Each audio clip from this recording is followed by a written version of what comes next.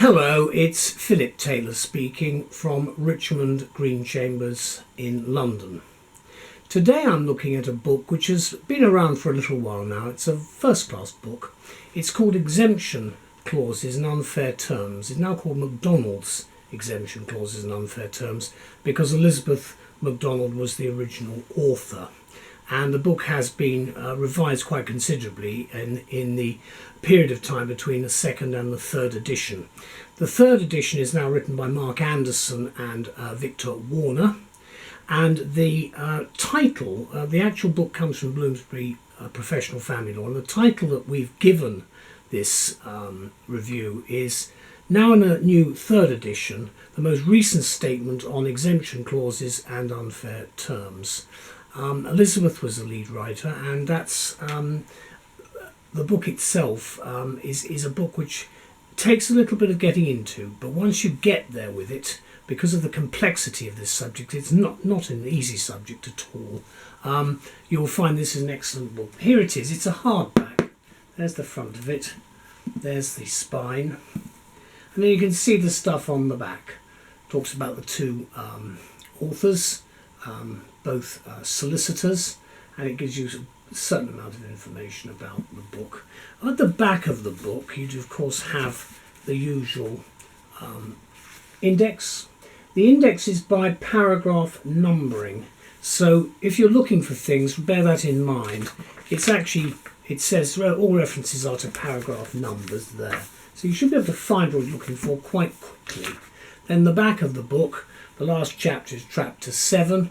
It runs to under 600 pages, 533 pages for the actual text, but there are a few other bits and pieces. It's under 600 pages. There's the front page. Then after that we've got the blurb. And do read the preface. It's always a good idea to read a preface because it gives you a much better idea of what's in the new edition, what the purpose of the book really is. We only review books we like in any event. Obviously they're talking about a substantial period of time, 16 years between the two editions. And in fact the preface was written in February of 2022. I'm recording this later in the year, middle of the year. There's the contents section. Do compare that with the index. It's quite detailed, so you should be able to get what you're looking for pretty quickly. Then after that, we move from the contents. As I say, there are 7 actual chapter headings. It starts with Incorporation, Construction, the Unfair Contract Terms Act 1977, Unfair Terms in Consumer Contracts, Exemption Clauses and Third Parties, Misrepresentation and Exemptions and Fiduciary Duties.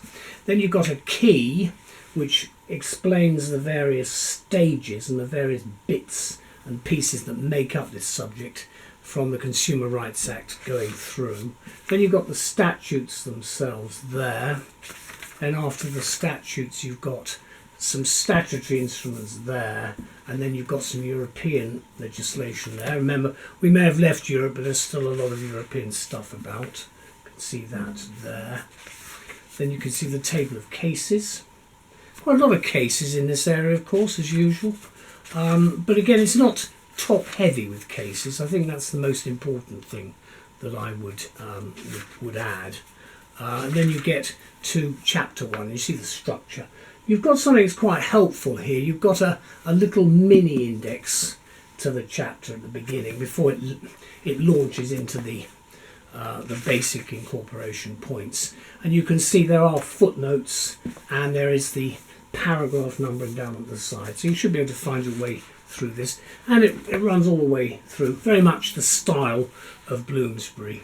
It's a very detailed work, and I must say I always found this a complex area, both to teach and to practice in. But what do we say about the book? Well, we say it's now been 16 years since the publication of the second edition of what is actually a long-established text, which came from Elizabeth MacDonald. And now a very welcome third edition has been written by Mark Anderson and Victor Warner, and is published by Bloomsbury Professional. And as I say, it's an interesting approach that is now adopted. It's very timely too, because it's emerged as the most recent and up-to-date statement available on exemption clauses and unfair terms at the present time. And the authors have made it clear that this is an in-depth exploration of the law in this area, as the book, in their own words, looks in detail at one aspect of contractual liability, clauses that limit or exclude liability. And I think that's probably extremely useful for the practitioner. Bearing in mind the changes in this area that have occurred in the last 16 years, the authors highlight certain underlying themes which include, to cite only one example, renewed emphasis by the courts when interpreting contracts on the objective meaning of the words used within a contract, taking account of any admissible background. Of course, it's always useful to get the overall picture. Many new developments have also ensued, including the necessity to ensure that the wording of the contract clearly addresses the parties' liabilities. But as the authors also point out, the main development concerning unfair terms is the passing into law of the Consumer Rights Act 2015, obviously since the last edition was published. And of course the book examines in precise detail this statute.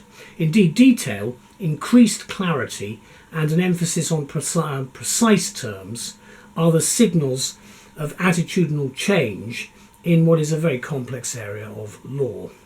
Across more than 500 pages, 533, and then you add a few bits and pieces, the book covers every conceivable issue involved in this precise subject, starting with the chapters on incorporation, which we begin with, and you've got that useful little mini index right at the beginning to find things quickly, and that's all the way through the book, of course, with each chapter.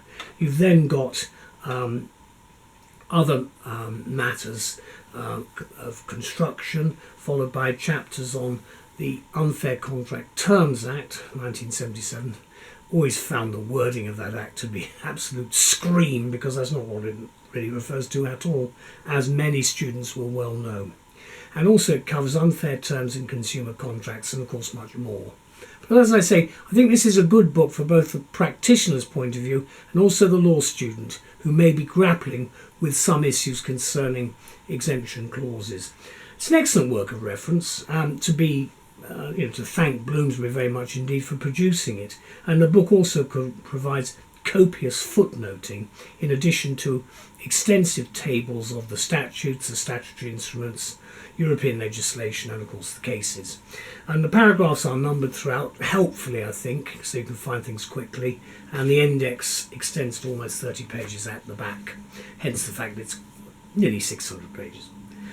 As contractual issues reach into every aspect of law, this new edition should ideally be acquired by all practitioners and indeed anyone who drafts or makes use of commercial and consumer contracts. And as this is a highly specialised area of contract law, the book should, I think, be read in conjunction with the main works, and of course the leading authority, the 2-volume work, is the common law library titled Chitty on Contracts. Now, the date of publication of this hardback is cited as at the 28th of June 2022. Here it is again. You can see it's a substantial work. If I just open it up in the middle. This is the Unfair Contract Terms Act 1977. There it is. You can see the paragraph numbering again there. You can see the footnoting and you can see all the information.